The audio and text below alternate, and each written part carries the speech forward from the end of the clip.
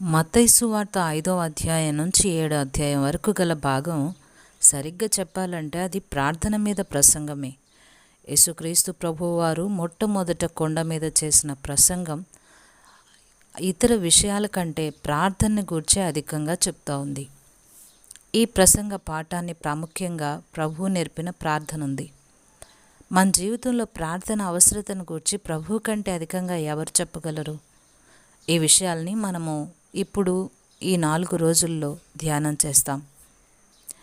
పౌలంటాడు, దేని గూర్చి చింతపడకుండా ప్రతి విషయంలోనూ ప్రార్థన విజ్ఞాపన చేత కృతజ్ఞతాపూర్వకంగా మీ విన్నపాలని దేవునికి తెలియచేయండి అని.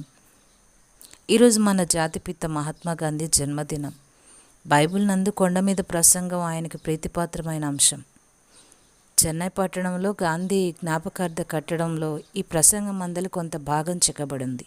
నెలకోసారి ఈ ప్రసంగ భాగాల్ని పఠించటం వల్ల దేవుని ముందు, మానవుల ముందు మన నడత చక్కగా ఉంటుంది. మత్తయి సువార్త 5వ అధ్యాయం 6వ వచనం ఈ విధంగా చెప్తుంది, నీతి కొరకు ఆకలి దప్పులు కలవారు ధన్యులు, వారు తృప్తిపరచబడతారు.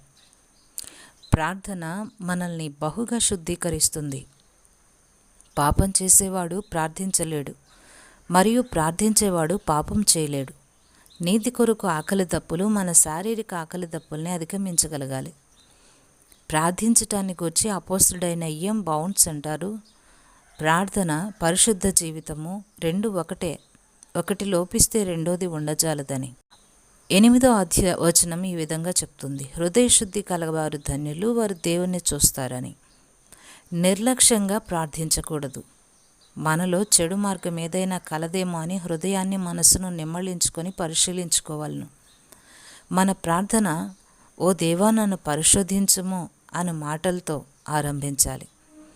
దాచబడిన ఒప్పుకొనని పాపం ప్రార్థనని బలహీనపరుస్తుంది. అది దేవుని ముఖాన్ని కనపడనీయదు. పరిశుద్ధుడవగుటకు సమయం తీసుకో. అలాగే 23-24 వచనం ఈ విధంగా చెప్తా ఉంది, కావున నీవు బలిపీఠం వద్ద అర్పణం అర్పించుచుండగా నీ మీద నీ సహోదరునికి విరోధం ఏదైనా కలదని అక్కడ నీకు జ్ఞాపకం వస్తే, అక్కడ బలిపీఠం ఎదుటనే నీ అర్పణం విడిచిపెట్టి మొదట వెళ్ళి నీ సహోదరునితో సమాధానపడము, అటు తర్వాత వచ్చి నీ అర్పణం అర్పించుము అని. ప్రార్థన ఒక బలిపీఠం. అర్పణ అర్పించబడాలంటే కయీను హేబేలుతో సమాధానపడాలి. సమాధానపడాలంటే మనం మొదట ఎవడు తప్పిదం చేశాడో అని వెతకకూడదు. ప్రార్థన సన్నిధికి వచ్చినవాడు మొదట సమాధానం కొరకు వెతకాలి.